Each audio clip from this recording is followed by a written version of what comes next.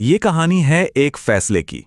एक ऐसे फैसले की जिसने एक हंसते खेलते परिवार को पूरी तरह से तबाह कर दिया। सोचिए जरा, राजस्थान का एक छोटा सा शहर, वहां रहने वाली एक माँ, 4 बच्चों की माँ, वो फेसबुक पर मिले किसी अजनबी के लिए अपना सब कुछ, अपना पति, अपना घर और अपने बच्चे तक आखिर कैसे छोड़ सकती है। आज हम उसी एक फैसले और उसके बाद मची तबाही की कहानी में चलेंगे। लेकिन सिर्फ 2 साल बाद जब वो उसी घर के दरवाजे पर वापस लौटी तो वो एक जीती जागती लाश बन चुकी थी। फटे हुए कपड़े, अंदर धसी हुई आंखें और एक कमजोर टूटा हुआ शरीर, और उसकी गोद में एक अनजान बच्ची। आखिर ऐसा क्या हुआ था उन 2 सालों में कि शालिनी इतनी बदल गई? इस सवाल का जवाब उसके आज में नहीं, उसके अतीत में छिपा है। तो चलिए वक्त में पीछे चलते हैं, उस दिन पर जहां से इस पूरी कहानी की शुरुआत हुई थी। तो ये कहानी है शालिनी की, 40 साल की एक आम औरत जिसकी पूरी दुनिया उसका परिवार थी। एक मेहनती पति था, 4 प्यारे बच्चे थे और एक छोटा सा घर जो भले ही छोटा था पर प्यार से भरा हुआ था। बाहर से देखने पर सब कुछ बिल्कुल सही लगता था, पर क्या उस सादी सी जिंदगी की चारदीवारी के अंदर कोई अधूरापन था जिसे वो खुद भी समझ नहीं पा रही थी। और फिर एक दिन उसकी इसी रोज की जिंदगी में एक नई खिड़की खुली, सोशल मीडिया की खिड़की। एक ऐसी खिड़की जो उसे एक बिल्कुल ही अलग दुनिया में ले जाने वाली थी। शुरू में तो ये बस वक्त बिताने का एक जरिया था, लेकिन धीरे धीरे फेसबुक की वो चमकीली दुनिया उसे अपनी असल जिंदगी की जिम्मेदारियों से ज्यादा अच्छी लगने लगी। वो एक तरह से अपनी सच्चाई से भाग रही थी और एक ऐसी बनावटी दुनिया में पनाह ले रही थी जहां सब कुछ उसके हिसाब से होता था। और इसी बनावटी दुनिया में उसकी मुलाकात हुई मानवेंद्र से, बैंगलोर में रहने वाला एक आदमी जिसकी बातें शहद की तरह मीठी थी। वो उसकी तारीफों के पुल बांधता था, ऐसी तारीफें जो शालिनी ने शायद सालों से अपने लिए नहीं सुनी थी। और उसे ऐसा लगने लगा जैसे किसी ने उसकी खोई हुई पहचान को फिर से ढूंढ लिया हो। इस ऑनलाइन रिश्ते का साया अब उसके असली परिवार पर पड़ने लगा था। वो घर में रहकर भी घर में नहीं थी। उसका शरीर तो बच्चों के पास होता, पर उसका दिल और दिमाग मीलों दूर फोन की उस छोटी सी स्क्रीन पर किसी और के साथ होता था। उसे ये अंदाजा भी नहीं था कि जिसे वो सपनों का रास्ता समझ रही है, वो असल में तबाही की तरफ जा रहा था। और फिर एक दिन वो इंसान जो अब तक सिर्फ एक तस्वीर और एक आवाज था, वो हकीकत बनकर उसके दरवाजे पर आ खड़ा हुआ। मानवेंद्र किसी बिजनेस के काम का बहाना बनाकर राजस्थान आया और सीधा शालिनी के घर पहुंच गया। उसने कुछ दिन उनके घर पर रुकने की इजाजत मांगी। परिवार के मन में एक अजीब सी घबराहट थी, भाई एक फेसबुक के दोस्त को कोई ऐसे घर में कैसे रख ले। पर शालिनी की जिद के आगे सब झुक गए, ये सोचकर कि चलो बस 1 हफ्ते की ही तो बात है। और वो 1 हफ्ता शालिनी की जिंदगी बदलने वाला था। जाते जाते मानवेंद्र ने उसे महंगे महंगे तोहफों से भर दिया। ये सिर्फ तोहफे नहीं थे, ये एक ऐसी जिंदगी का सपना थे जो शालिनी ने कभी देखी नहीं थी। और उन चमकती चीजों के आगे उसे अपने घर की सादगी, अपने पति का प्यार, सब कुछ फीका लगने लगा था। और बस यहीं से कहानी उस मोड़ पर आ गई जहां से वापसी का कोई रास्ता नहीं था। एक फैसला होने वाला था, एक ऐसा फैसला जो एक पूरे परिवार को हमेशा के लिए बिखेर कर रख देने वाला था।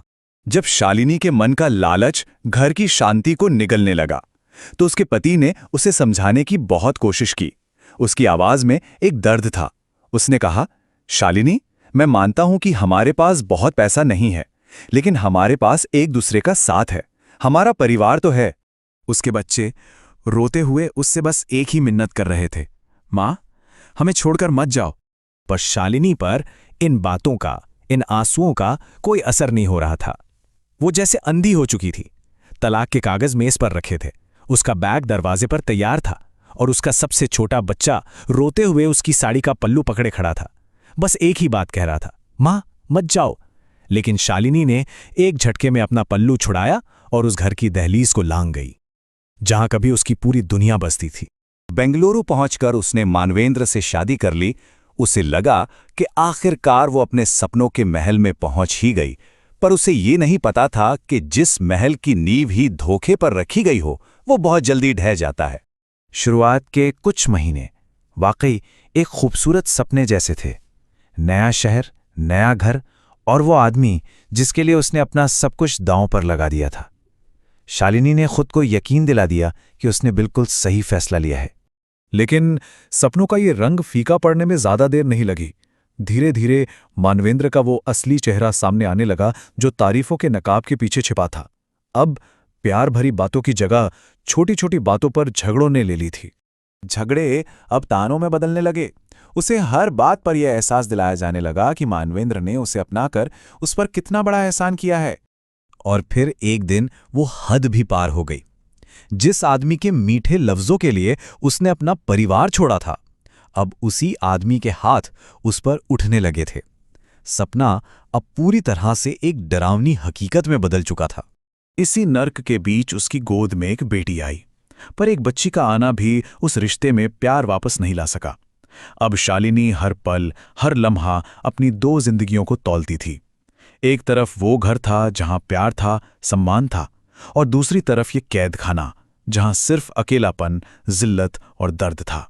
और फिर एक रात मानवेंद्र ने उसे इतनी बुरी तरह पीटा कि शालिनी को लगा कि आज वो जिंदा नहीं बचेगी। बस उसी टूटे हुए शरीर और टूटी हुई हिम्मत के साथ उसे अपनी गलती का एहसास हुआ। वो अपनी बच्ची को सीने से लगाकर उस घर से ऐसे भागी जैसे कोई कैदी जेल से भाग रहा हो, और उस रास्ते पर चल पड़ी जो उसे वापस वहीं ले जा रहा था जहां से उसने अपनी तबाही की कहानी खुद लिखी थी। 2 साल बाद जब उसने अपने पुराने घर का दरवाज़ा खटखटाया तो सामने उसका पति और उसके बच्चे खड़े थे। उनकी आंखों में हैरानी थी, दर्द था और हजारों सवाल थे। शालिनी वहीं दरवाजे पर घुटनों के बल गिर पड़ी। उसके शरीर में जान नहीं बची थी और आंखों में सिर्फ आंसू और पछतावा था। उसकी कांपती हुई आवाज में बस एक ही सवाल था, मुझसे बहुत बड़ी गलती हो गई। क्या तुम सब मुझे माफ कर दोगे?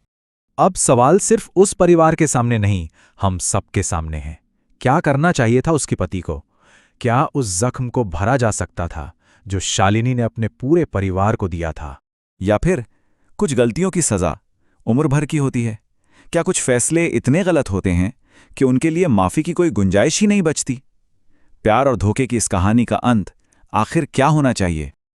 दोस्तों, सोशल मीडिया की चमक कई बार इंसान को अपने ही रिश्तों से दूर कर देती है, लेकिन सच्चाई यही है कि इस दुनिया में अगर कोई चीज सबसे कीमती है तो वो है परिवार। पैसा, शोहरत और नए लोग शायद कुछ समय के लिए खुशी दे सकते हैं, लेकिन मुश्किल समय में साथ हमेशा अपना परिवार ही देता है। अब मैं आपसे एक सवाल पूछना चाहता हूं। अगर आप शालिनी के पति की जगह होते तो क्या आप उसे माफ कर देते? और अगर आप उसके बच्चों की जगह होते तो क्या अपनी मां को फिर से घर में रहने देते? अपनी राय कमेंट में जरूर बताइए। और अगर आपको ऐसी कहानियां पसंद आती हैं जो जीवन की सच्चाई और रिश्तों की अहमियत समझाती हैं, तो चैनल को सब्सक्राइब करना मत भूलिए